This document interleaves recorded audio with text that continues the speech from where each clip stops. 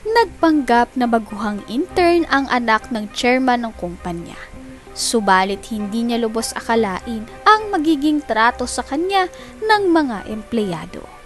Magandang araw sa inyo mga kaserye. Ngayon ay buklatin natin ang panibagong pahina na naglalaman ng paksang Ang Baguhang Intern.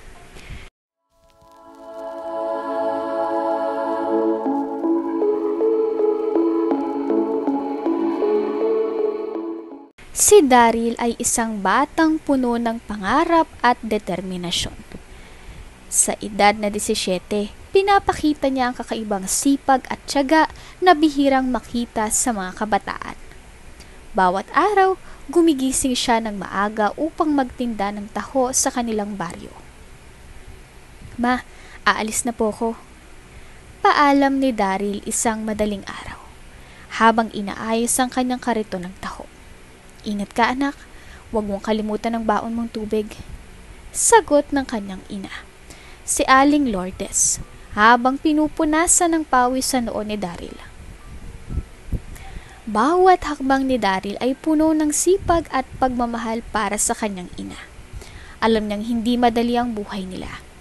Ngunit tinitiis niya ang lahat para lamang maibsan ang bigat ng responsibilidad sa kanyang ina. Kahit paminsan ay napapagod na siya, iniisip niya na ang bawat patak ng pawis ay para sa ikabubuti ng kanilang kinabukasan. Mag-isang anak lamang si Daryl ng kanyang ina, at tanging sila na lang ang magkasama sa buhay. Hindi kasi niya kilala ang tatay niya, at sabi sa kanya ng nanay niya na patay na raw ito. Si Aling Lourdes ay matyagang pinalaki si Daryl mag-isa. Sa tuwing tinatanungan ni Daryl ang tungkol sa kanyang ama, palaging iisang sagot lamang ang naririnig niya. "Wala na siya anak, patay ng ama mo." Ngunit sa kabila ng kanyang pagtatanong, hindi pa rin lubos maintindihan ang dahilan ng pagkamatay nito. "Ma, paano po ba namatay si Papa?" Muling tanong ni Daryl isang gabi habang naglalaba ang kanyang ina. "Anak, matulog ka na. Huwag mo nang alalahanin ang mga bagay na yan." Sagot ni Aling Lourdes, may halong lungkot at pighati sa boses. Sa tuwing nababanggit pa o tinatanong ni Daryl ang patungkol sa ama, minsan ay walang kibo lamang ang nanay niya. At minsan naman ay napagsasabihan siya. Lumipas ang mga taon at patuloy na lumalaki ang kuryosidad ni Daryl tungkol sa kanyang ama. Kahit anong pilit niya, tila ba napakasakit para kay Aling Lourdes na pag-usapan ito. "Mama, gusto ko lang po talagang malaman kung ano nangyari kay Papa." Sambit ni Daryl isang araw habang nagluluto sila ng hapon. "Daryl, ilang beses ko bang sasabihin sa'yo na huwag mo nang tanungin yung mga bagay na ganyan. Huwag na nating pag-usapan. Matagal nang wala ang ama mo." Mariing sagot ni Aling Lourdes, habang pilit na pinipigil ang kanyang luha. Sa ganitong mga pagkakataon, nararamdaman ni Daryl ang bigat ng kalooban ng kanyang ina. Hindi niya lubos maisip kung anong dahilan ng sakit na nararamdaman nito tuwing binabanggit ang kanyang ama. Ngunit bilang isang mabuting anak, pinili niyang huwag nang ungkatin pa ang nakaraan at ipagpatuloy na lamang ang kanilang buhay. Tila ba may kung anong mabigat na dahilan ng kanyang ina para hindi gustuhin mapag-usapan ang patungkol sa kanyang ama. Kaya naman, minabuti na lang din niya na huwag mabanggit muli. "Daryl, anak, halika na, kumain ka na." Tawag ni Aling Lourdes habang inaabot ang isang mangkok ng sinigang. "Salamat ma, sige po, tatapusin ko lang po itong assignment ko." Sagot ni Daryl na may ngiti sa labi. Sa kabila ng kanilang kahirapan, nanatili pa rin ang matibay na relasyon ng mag-ina. Sa tuwing makikita ni Daryl ang pagod na mukha ng kanyang ina, lalo siyang nagpupursige na magtagumpay sa buhay upang mabigyan ito ng maginhawang pamumuhay. Alam niyang maraming sakripisyo ang ginawa ng kanyang ina para sa kanya. Kaya naman handa na rin siyang magsakripisyo para rito. Mag-isa nga lang na tinaguyod si Daryl ng nanay niya. At dahil hindi rin naman ganoong kalakihan ang kinikita ng kanyang ina, kung kaya naman bata pa lamang si Daryl nang matuto ng magtrabaho. Dahil sa maliit lamang ang kita ng kanyang ina sa paglalabada at pagtitinda ng kung ano-ano, kinailangan niyang tumulong para sa kanilang pang-araw-araw na gastusin. Daryl, anak, pwede bang ikaw na munang magluto? Kailangan kong tapusin ang labada ni Aling Nena. Pakiusap ni Aling Lourdes habang abala sa paglalaba. Opo ma, ako na po ang bahala. Sagot ni Daryl. Agad na kumilos upang maghanda ng kanilang hapunan. Sa murang edad, natutunan ni Daryl ang magawaing bahay at kung paano mag-budget ng pera. Ang bawat pisong kinikita niya sa pagtitinda ng taho ay kanyang iniipon upang makatulong sa kanilang pangangailangan. Naging maingat siya sa paghawak ng pera. Alam niya kasing mahalaga ang bawat sentimo para sa kanilang kinabukasan. Si Daryl nga ay kilalang mabait at magalang na bata sa kanilang baryo. Sa tuwing makikita siya ng mga kapitbahay, palagi silang may ngiti sa labi at may magagandang salita para kay Daryl. Napakabait talaga ng batang yan, sabi ni Aling Nena sa kapitbahay niyang si Aling Tasing habang tinitingnan si Daryl na nagtitinda ng taho. Oo nga kahit napakahirap ng buhay, hindi mo naririnig na magrereklamo yun si Daryl. Sagot ni Aling Tasing, na puno ng paghanga. Para kay Aling Lourdes, si Daryl ang kanyang pinakamalaking yaman. Wala mang material na kayamanan, alam niyang biniyaan siya ng isang anak na puno ng pagmamahal at respeto. Sa bawat araw na kasama niya si Daryl, lalo siyang napupuno ng pag-asa at kaligayahan. Bukod sa kanyang ina, marami pang ibang tao ang nakapansin sa kabaitan at kasipagan ni Daryl. Madalas siyang gawing halimbawa ng mga magulang sa kanilang mga anak. Anak, tularan mo si Daryl. Napakasipag at mabait na bata. Sabi ni Mang Tomas sa anak niyang si Toto. Hindi lang siya magaling magtinda ng taho. Honor student pa yan sa school. Dagdag pa ni Aling Berta habang kausap ang mga kapitbahay. Sa kabila ng papuri at paghanga ng mga tao, nanatiling mapagkumbaba si Daryl. Hindi niya inalintana ang hirap at pagod dahil alam niyang ito ang tamang gawin. Sa kanyang murang edad, natutunan niya ang halaga ng pagtulong at pagiging mabuting tao. Tuwing madaling araw, nagsisimula ng si Daryl sa pag-aayos ng kanyang kariton ng taho. Sa tuwing tatawagan siya ng mga suki, palagi siyang may ngiti na bumabati sa mga ito. Taho! Taho! Sigaw ni Daryl habang tinutulak ang kanyang kariton. Daryl! 2 taho nga rito! Tawag ni Mang Jun habang kinukuha ang kanyang barya. Sige po, Mang Jun. Eto po, mainit-init pa. Sagot ni Daryl. Abot ng 2 baso ng taho. Pagkatapos magtinda ng taho, diretso na si Daryl sa paaralan. Hindi siya nagpapabaya sa kanyang pag-aaral. Kahit na napakarami niyang ginagawa. Alam niyang edukasyon ang susi sa magandang kinabukasan. Kaya pinagbubutihan niyang kanyang pag-aaral. Kahit papagod na siya mula sa pagtitinda. Sa paaralan, kilala si Daryl hindi lamang sa kanyang kasipagan, kundi pati na rin sa kanyang mga panindang sweets. Pinapayagan naman siyang magtinda ng kanyang mga guro dahil alam nilang ito ay para sa kanyang pag-aaral at sa pagtulong sa kanyang ina. Class, kung sino man ang gustong bumili ng sweets, nandito si Daryl. Sabi ng kanilang guro matapos nga ang kanilang klase. Daryl, akin na yung 3 pack ng pastillas.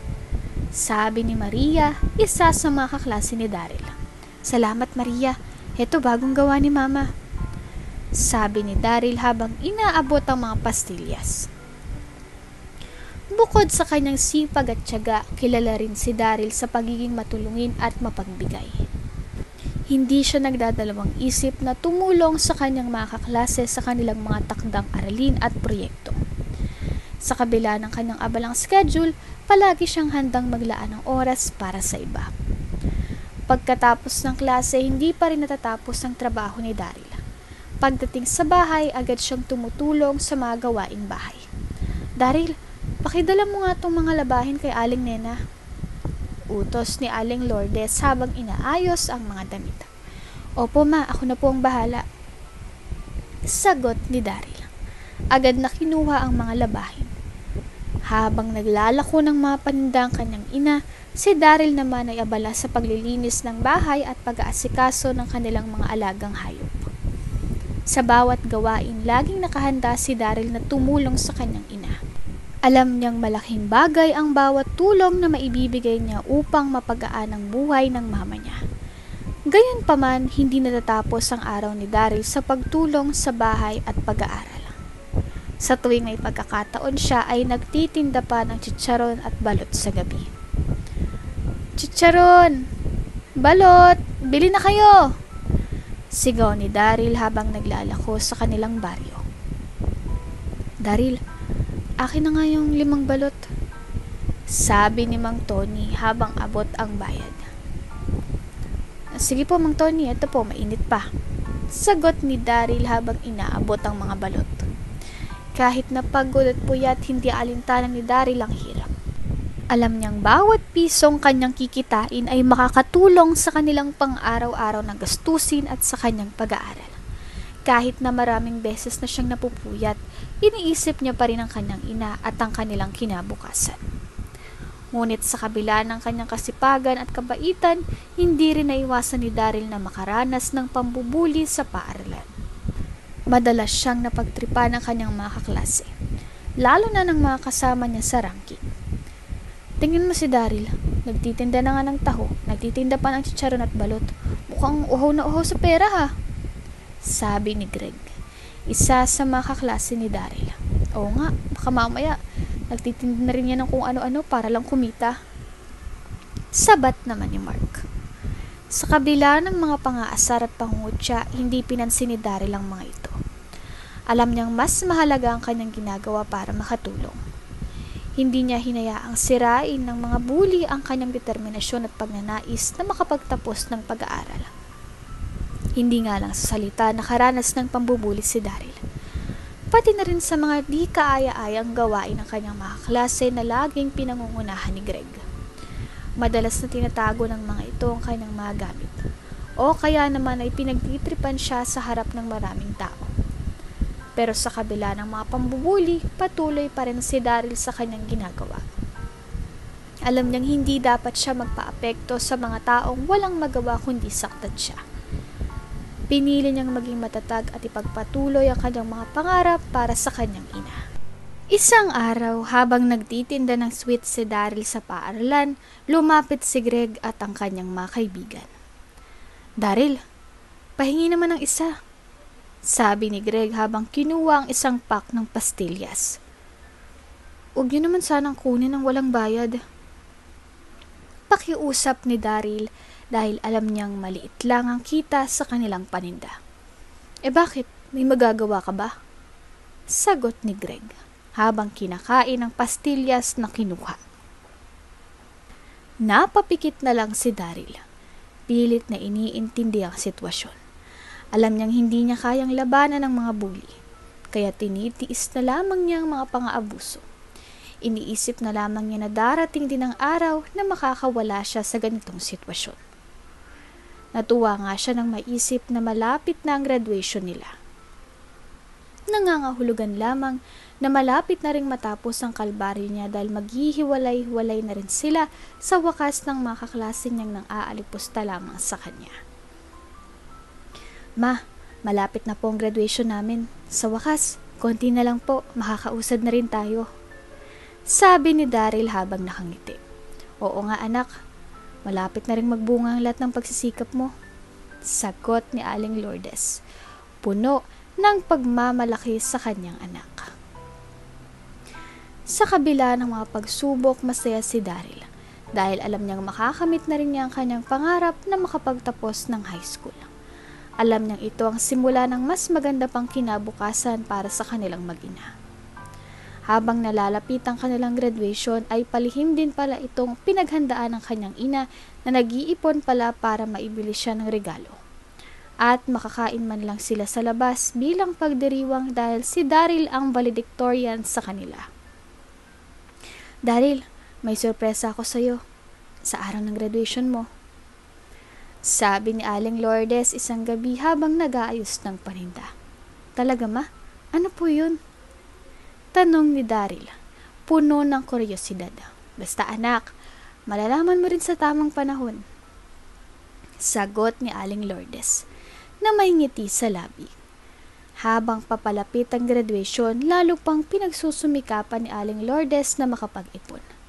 Gusto niyang maranasan ni Daryl ang isang araw na puno ng kaligayahan at pagmamalaki. Kahit na sa simpleng paraan man lang sana. Excited na pumuntang mag-ina sa paaralan. Nang lingid sa kanilang kaalaman na isang trahedya pala ang magaganap sa araw na iyon. Sa araw ng kanilang graduation, puno ng excitement si Daryl at ang kanyang ina. Suot ang kanyang bagong damit na binili ni Aling Lourdes mula sa kanilang ipon. Pumunta sila sa paaralan ng may ngiti sa kanilang mga labi. Ma, saya ko po. Salamat sa lahat ng sakripisyo nyo. Sabi ni Daryl habang magkahawak sila ng kamay ni Aling Lourdes. Walang anuman anak, karapat dapat lang sa iyong araw na to. Sagot ni Aling Lourdes na puno ng pagmamalaki sa kanyang anak. Ngunit sa likod ng kanilang kasiyahan, isang trahedya ang natatakdang mangyari na hindi nila inaasahan. Sa harap ng maraming tao, nagbigay si Daryl ng kanyang valedictory speech. Bawat salita ay puno ng damdamin at pasasalamat sa kanyang ina. At sa lahat ng tumulong sa kanya. Sa aking ina, maraming salamat po sa inyong walang suporta at pagmamahal. Hindi ko po ito makakamit kung hindi dahil sa inyo. Sabi ni Daryl sa huling parte ng kanyang talumpati. Habang tumutulo ang kanyang luha. Marami nga ang naantig sa kanyang mga sinabi. Lalo na nang ibahagi niyang pagtitinda habang nag-aaral para lang matulungan ang inang makaraos sa pang-araw-araw na mga pangangailangan nila. Ang mga magulang na naroroon ay napaluha rin dahil sa damdamin at pasasalamat na ipinahayag ni Daryl. Ang galing mo, Daryl. Congratulations! Sabi ng isa sa mga magulang na naroon habang umiiyak. Ngunit sa kabila ng kasiyahan at papuri, ang grupo ng mga kaklase niyang nangbubuli ay puno naman ng inggit at galit na nakatingin sa kanya. Tingnan mo si Daryl, nagpapaawa effect na naman. Sabi ni Greg habang nagbubulungan sila ng kanyang mga kaibigan. Pagkatapos ng seremonya, maraming taong lumapit kay Daryl at sa kanyang ina para magbigay ng pagbati at mga regalo. Congratulations, Daryl, ang galing mo talaga. Sabi ni Aling Nena habang inaabot ng isang maliit na kahon. Ay, salamat po, Aling Nena.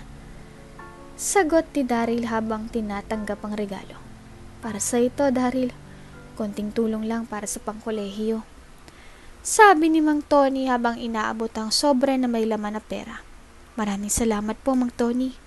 Malaking tulong po ito. Sagot ni Daryl habang naiiyak na. Sa bawat pagbati at regalo na natatanggap, lalo pang lumalalim ang pasasalamat ni Daryl sa mga taong nagmalasakit at nagmamahal sa kanila. Sa kanilang pag-uwi, sinabi ng ina ni Daryl na kumain sa isang sikat na fast food chain bilang pagdiriwang ng graduation niya. Habang papunta sa kainan, biglang nagbadali si Aling Lourdes na tumawid sa kalsada upang kunin ang isang regalo na naiwan niya sa isang kaibigan. Ma, dahan-dahan lang po! Sigaw ni Daryl habang tumatawid ang kanyang ina. Ngunit sa isang iglap, isang mabilis na sasakyan ang sumagasa kay Aling Lourdes. Natulala si Daryl habang nakikita ang ina na duguan at nakahandusay sa gitna ng kalsada. Ma! Ma! Sigaw ni Daryl habang tumatakbo papunta sa kanyang ina. Sa gulat at pagkabigla, nabitawan ni Daryl ang cake na bigay sa kanya ng kanyang guro.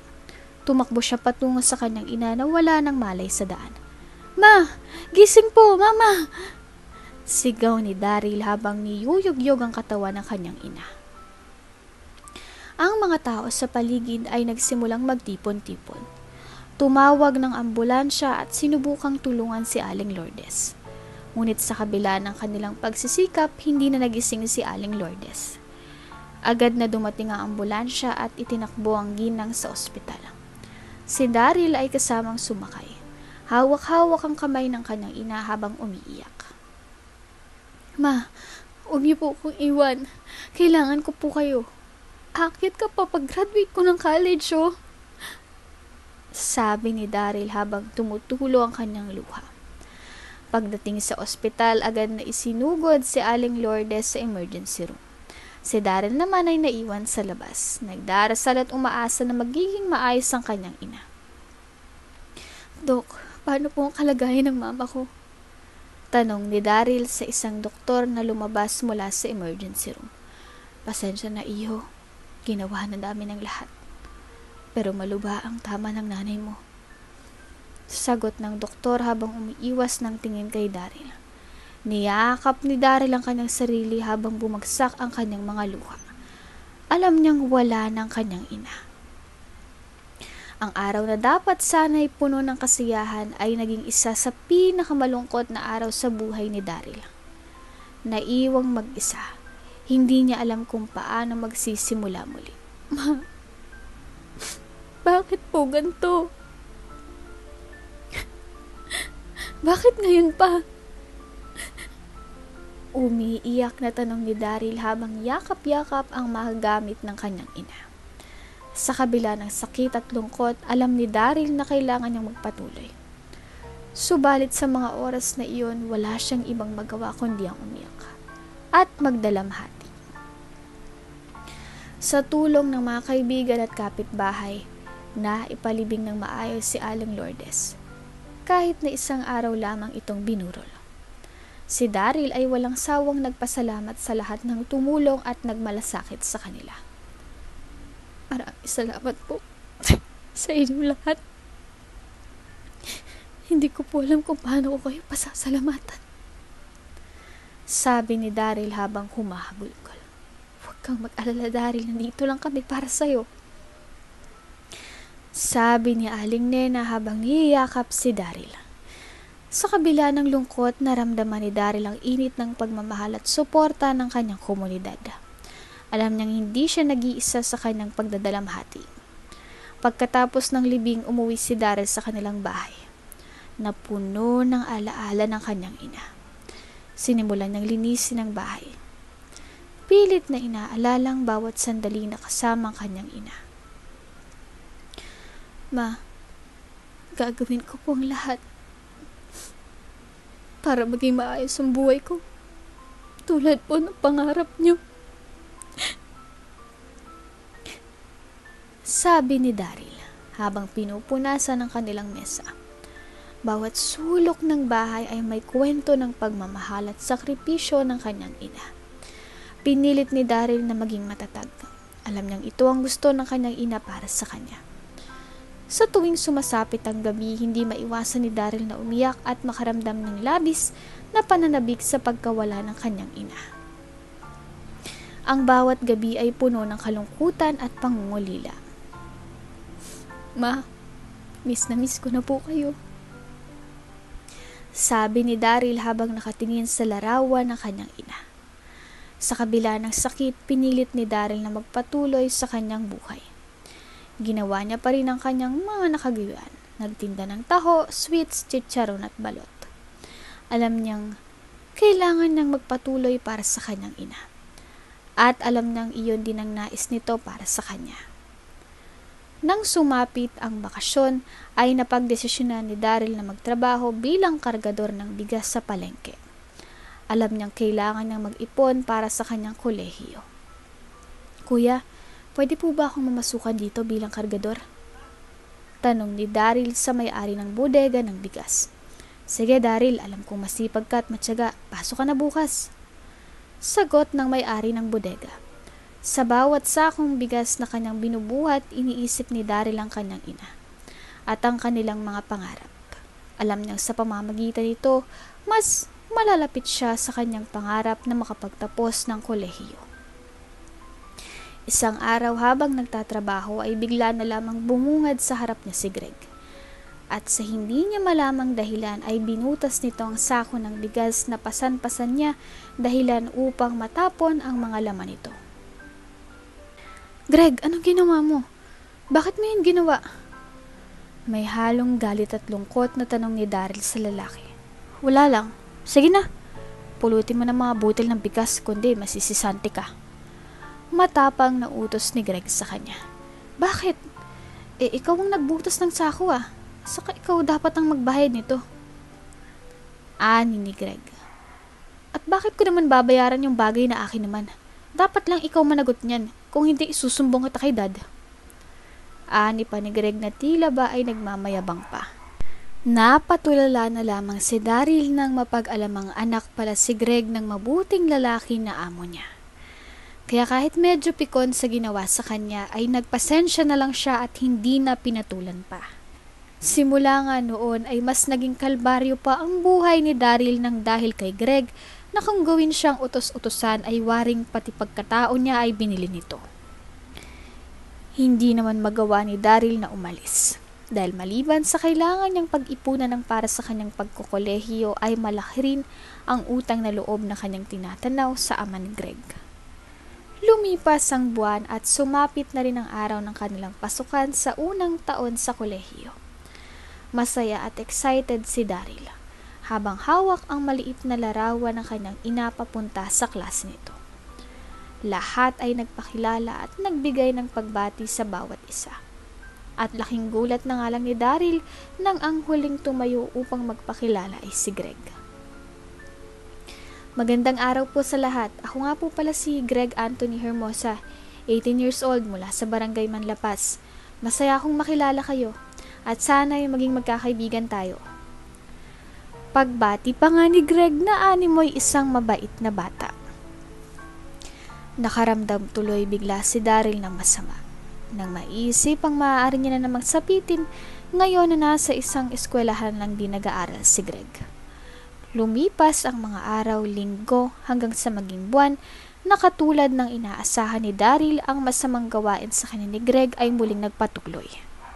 At habang tumatagal nga tila ba'y lalo pang tumitindi ang mga hindi kanais-nais na ginagawa ni Greg sa kanya.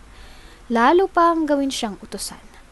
At sa hindi niya malamang kadahilanan kahit hanggang sa magkolehiyo na sila ay patuloy pa rin siya na binubuli ni Greg. Nabatid niyang sinadya pa talagang sundan siya sa universidad na kanyang pinasukan. Sa kagustuhang hindi masangkot sa mga gulo, minaigi niyang wag nang lumaban para makapagtapos siya ng maayos at marangal. Kung kaya naman kahit mahirap ay kanyang tinitiis hanggang sa sila ay tumuntong na sa 4th year.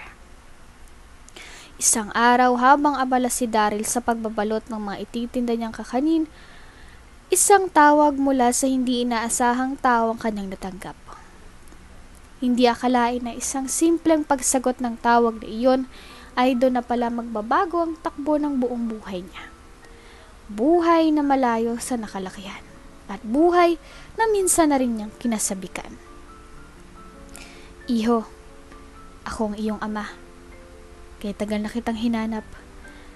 Nalaman ko na lang na buhay ka at pinagpatuloy ng iyong inang pagbubuntis niya noon sa'yo.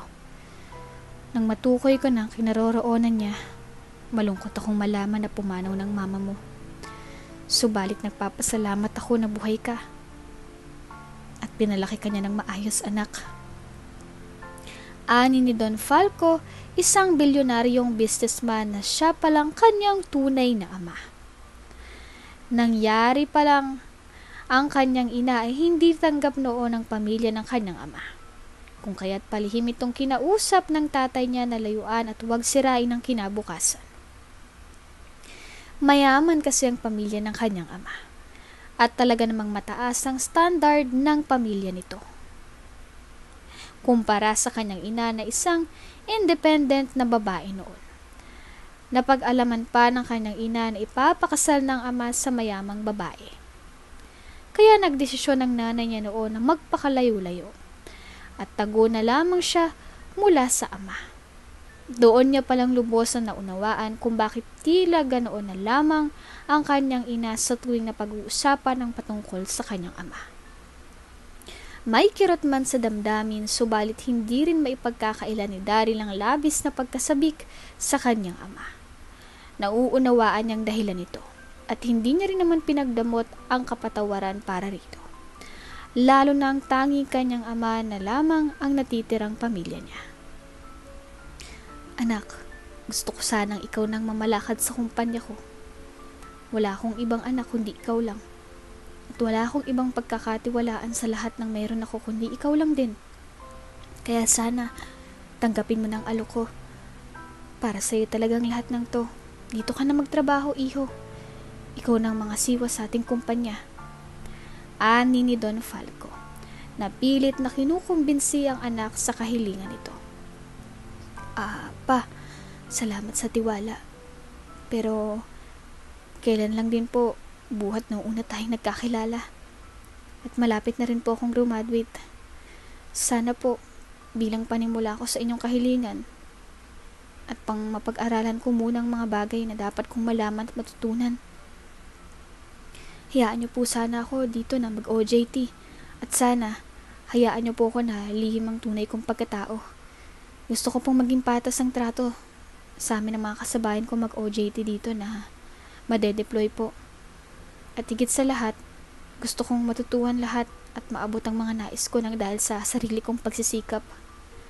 Sagot naman ni Daryl na siyang ikinatuwa ng kanyang ama. Kaya pinayagan siya sa kanyang kahilingan. Hanggang sumapit na nga ang unang araw ng kanilang OJT sa kumpanya ng kanyang ama. At sa hindi inaasahang pagkakataon ay kasama niya si Greg at ilang mga kaklase na barkada nito at kasama lagi sa pambumuli sa kanya. Kaya naman pakiramdam ni Daryl ay tila hindi magiging maganda at madali ang takbo ng OJT niya roon. Isang araw, sabay na inutusan ni Greg at Daryl na asikasuhin ang mga papeles para sa mga empleyadong nag-aawol sa trabaho. Nang biglang sinadya ni Greg na itapon ang kape sa mga papel. Dahilan upang pagalitan sila ng husto at tinuro siya nito na may gawa kung kaya't simula noon ay napag-initan na rin si Daryl ng dugo ng kanilang supervisor. Samantala, isang binibini naman na empleyado rin doon ang may mabuting puso na laging sumasaklolo kay Daryl. Sa tuwing naiipit ito sa gulo, nakagagawa naman ni Greg. Mabait ito, maganda, matangkad at may mapupungay na mga mata na talaga namang nakakahalinang titigan. Sa maikling panahon na nagkakasama ang dalawa sa front desk at sa pag-aayos ng mga papeles na binibigay kay Daryl at pinapaayos, ay nahulog na nga ang loob ng dalagang si Erica sa kanya. Nakita kasi nito ang kabutihang loob ni Daryl. At saksi siya sa kung paano hinahayaan at pinapalampas ng lalaki ang mga ginagawa ni Greg sa kanya. Kahit na minsan ay gusto pa niya itong isumbong, subalit pinipigilan lamang ni Daryl. Samantala si Greg naman ay may pagtingin din pala kay Erica. At mas lalo pang nag-init kay Daryl nang makita ang kakaiba at espesyal na samahan ni Daryl at ng dalaga. Dahilan upang pagselosa niya si Daryl at binabawian sa tuwing may pagkakataon.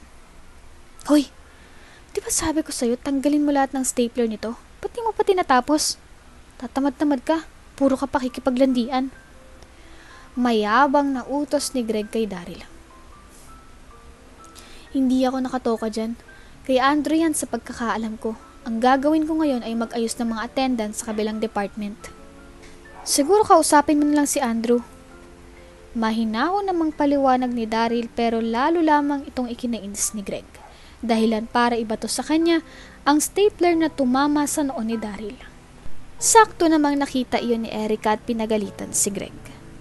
Pero dahil sa selos at galit ay nasabi ni Greg na ipagkakalat niya sa trabaho nila ang nakuhaan niyang picture ng dalawa na magkahawak ang kamay sa cafeteria.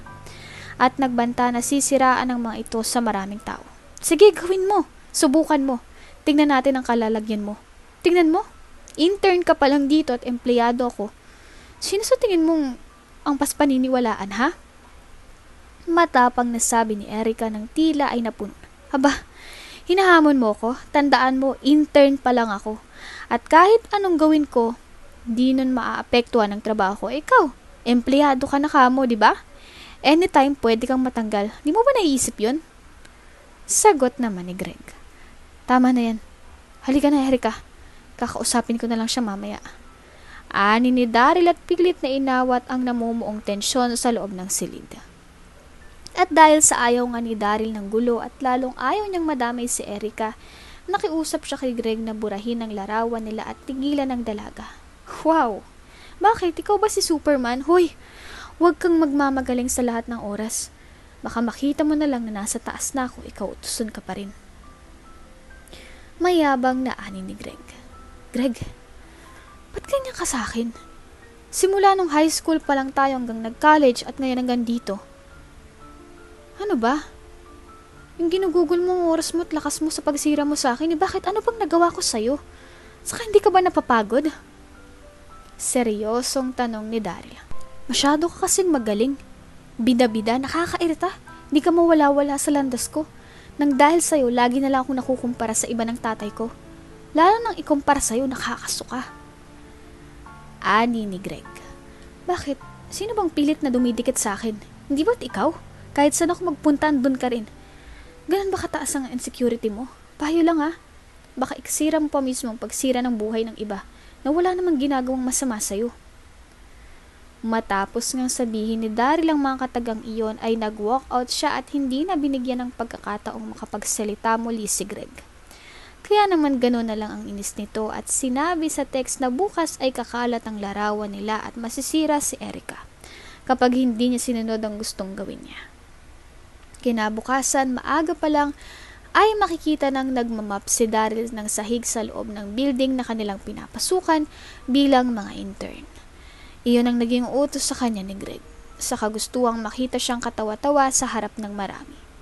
Bigla nga ay dumaan ang kanyang ama, at laking gulat nito nang makita ang anak na ganoon ang ginagawa. Subalit sumenyas lamang siya na ayos lang siya at huwag na siyang kausapin pa para din manghinalang ibang makakakita. Maya-maya pa ay dumaan sila Greg kasamang mga tropa nitong bully rin. At pinagtawanan nga si Daryl sa kasadyang pinutikang muli ang mga nilinisan na nito. Iyon naman ay nasaksihan ng Don Falco at hindi niya nagustuhan ang naging asal ng binata sa kanyang anak. Umamin ka nga Daryl, ano ang ginagawa sa'yo ng lalaking kasabayan mo mag-intern? Greg nga ba yun? Hindi ko nagustuhan ang inasal niya sa'yo kanina. Sabihin mo ang lahat o siyang tatanungin ko. Hindi na nagawa pang tumanggi at maglihim pa ni Daryl sa ama dahil alam ng seryoso ito sa mga sinasabi niya.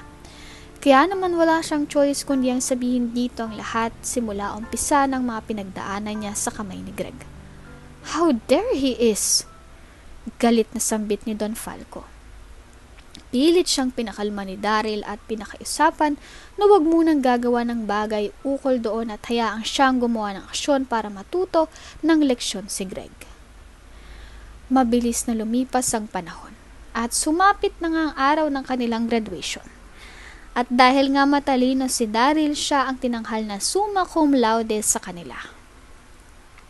Bagay na labis na ikinatuwa at proud ng kanyang ama na excited nang umakyat sa entablado para sa kanyang anak. Greg, si Don Falco yun, di ba? CEO ng kumpanyang pinag-OJT-han natin.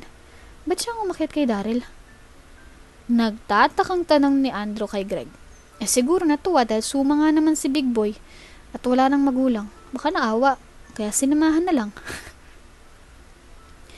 Natatawa pa niyang sagot pero sa totoo lang at kahit siya ay nagtataka rin. Isang araw bumalik muli si Greg sa kumpanyang pinasukan niya noong internship para mag-apply. Kasama nga niya noon ang mga barkada niya at iilan na pang mga kaklase at kasabayan nila sa eskwelahang graduate.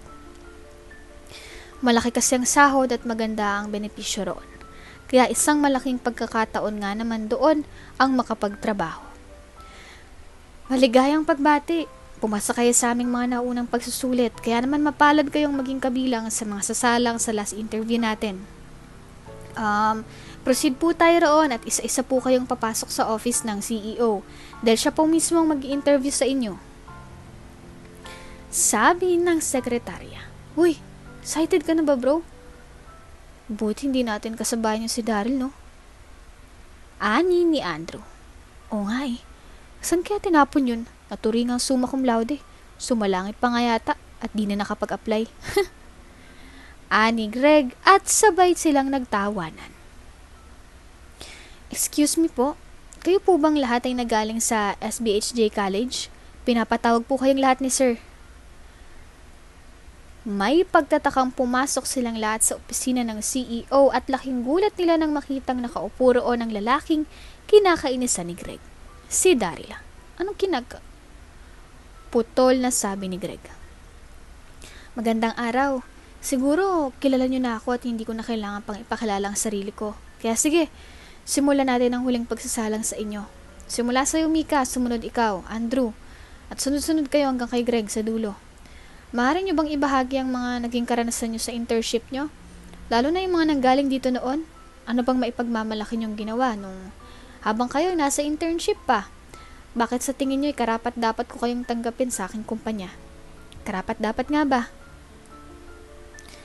Tila halos lahat sila ay walang imik maliban sa 3 kaeskwela niya na walang kinalaman sa pambubuli sa kanya. Matapos magsalita ng 3, ay pinalabas niya na nga ang mga ito at naiwan ang grupo ni Greg na nambubuli sa kanya. Halos hindi makatingin sa kanya ang mga ito at tila umatras sa mga dila nang malaman ang tunay niyang katayuan sa kumpanyang pinapasukan nila. Alam kong hindi magandang nangyari sa mga pagitan natin. At alam niyo kung bakit. Dahil masama ang ugali niyo sa akin. Hindi ko alam kung bakit ako'y naiingitan ng iba. O iilan sa inyo para ganun niyo na lang ako tatruhin. Nung gayong kayo naman tong mga mas nakakaangat sa akin noon. Pero nangyari nang nangyari. Ngayon nandito kayo para mamasukan bilang empleyado ko.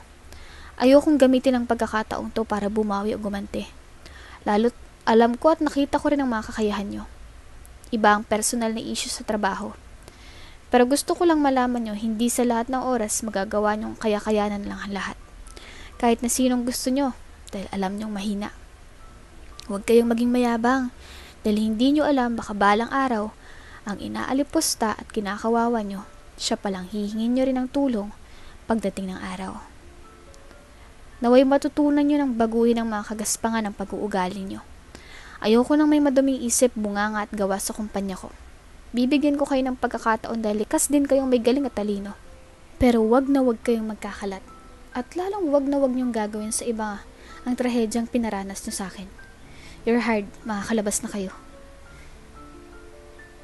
Sabay lumabas ang mga ito na tila tulala pa rin at nanlalambot ang mga tuhod sa natuklasan. Para bang binuhusan sila ng malamig na tubig, lalo na si Greg na halos maiyak sa halo-halong emosyon. Nahihiya siya, na naiinis kay Daryl at sa sarili niya. Habang nahihiya naman sa kanyang sarili at humahanga sa kakaibang ugali ni Daryl para bigyan sila ng pagkakataon sa kabila ng mga ginawa nilang pagpapahirap sa kanya. Lalo na siya. Sa huli ay nagawa pa ring tanggapin ni Greg ang sarili niya sa pagkatalo sa isang bagay na sisimula pa lang ay hindi naman na pala talaga dapat tingnan na isang kompetisyon. At tanging siya lang ang may kasalanan kung bakit ang inggit ay nagtulak sa kanya para maging masamang tao sa iba. Di naglaoy na promote siya sa mas mataas na posisyon dahil na rin sa galing niya. At dito niya napatunayan na likas na mabuting tao si Daryl para hindi personalin ang mga nangyari sa kanila. At bilang boss niya ay naging patas ito sa kanya. Bagay na ikinagagalak ni Greg at natutunan niyang magbago at mapagkumbaba. Nanatili siyang tapat kay Daryl sa paraang alam niya simula noon. At hindi na kailangan pang inulit pang pagkakamali niya sa nakaraan. Samantala, masaya naman si Daryl na makita ang malaking pagbabago sa kanila. Lalo na kay Greg. Hindi niya lamang nagawang tulungan ang mga ito na magbago bagkos ay maging sa sarili niya. Napatunayan niyang hindi solusyon ang paghihigante upang makabawi sa lahat ng naranasang pangapi. Ang kabutihang itinanim niya kay Greg ay inani naman ito sa iba. At maging ang iba ay may benepisyo ring natamasa. Dito ko na nga po isasara ang kabanatang pinamagatang ang baguhang intern.